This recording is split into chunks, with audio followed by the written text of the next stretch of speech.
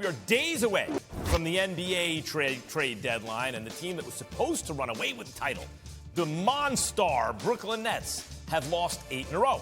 Last night it was the Denver Nuggets' turn to smack them around. The Nets were unable to score 30 points in the second half. Of course, no KD, no James Harden. Let me bring in first-team All-NBA grump, Kendrick Perkins. What's up, Perk? So, Perk, KD is hurt. What's going on? Harden's hammies are bothering him. A lot of noise around Harden and the Sixers, but Woj says the Nets have not heard from Philly in a month.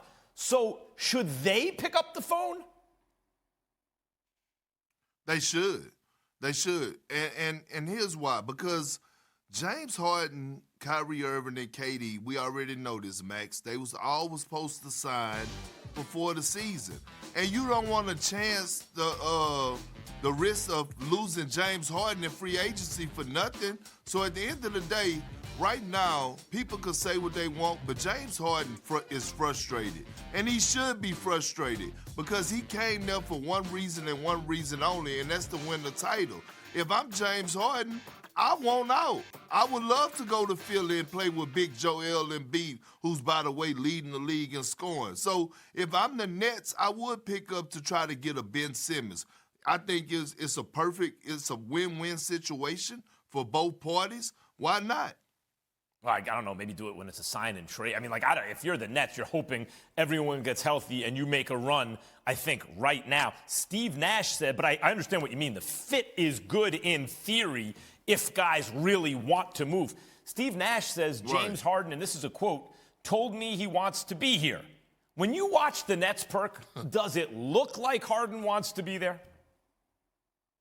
No. And I always go on body language, Max. And, you know, one thing about it is we watch James Harden in the fourth quarter shy away from the moment. We watch him get frustrated with certain plays that's happening. We watch him actually take a back seat and don't even be aggressive in the fourth quarter. That's not the James Harden we know. And you see it's night and day when he's on the floor without Kyrie Irving. But again, he should be frustrated. Look, he could tell Steve Nash, he could tell Sean Marks whatever he want to hear. He's telling them what they want to hear and not what they need to hear. And rightfully so. His agent supposed to handle all that, who's his manager, by the way. But at the end of the day, I don't blame James Harden if he is frustrated. I would be. Now, I understand why it's a good fit and it'd be cool to see it all work out. I think if I'm the Nets, I want a little more than a Ben Simmons who's afraid to shoot for one of the greatest players in the history of the NBA. But let me ask you this. Let's say they do swap locations.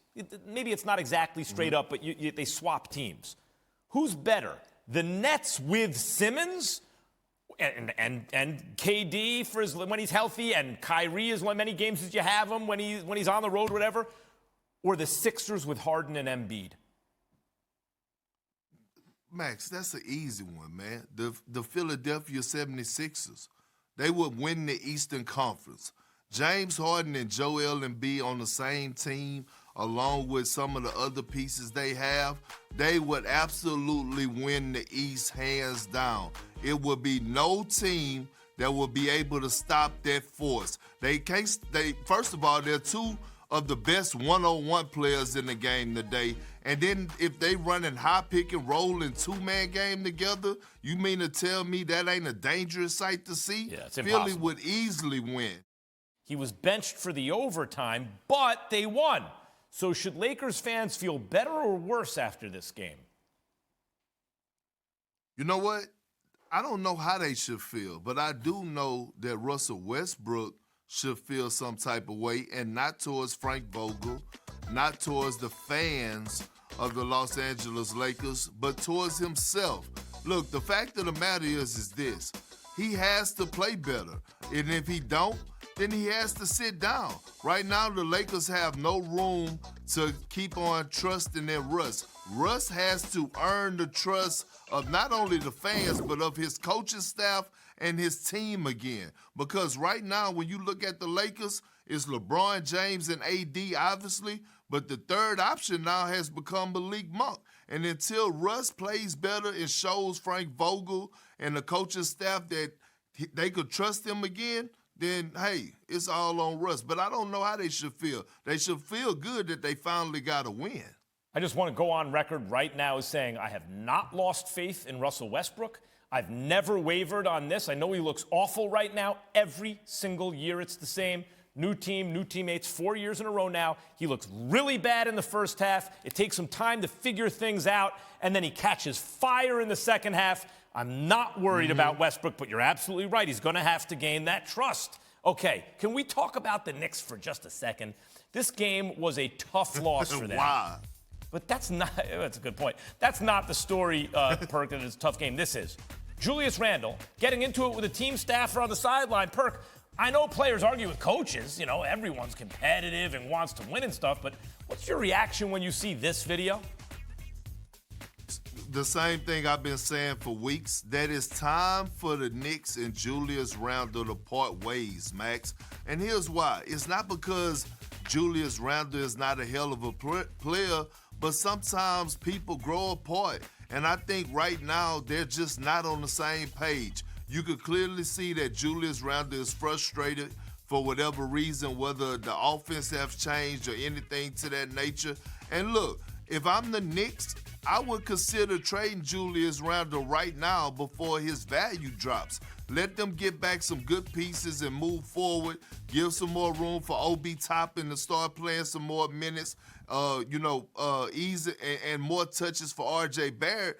But when you see this type of thing escalate on the sideline from your franchise guy, this is not a good sign. And Julius Randle have to remember that he is the leader, quote unquote, of this team. You got young guys that are on this team that are actually looking up to you. This cannot happen, especially when you're in the thick of things in the heat of the moment. Thanks for watching ESPN on YouTube. For live streaming sports and premium content, subscribe to ESPN+.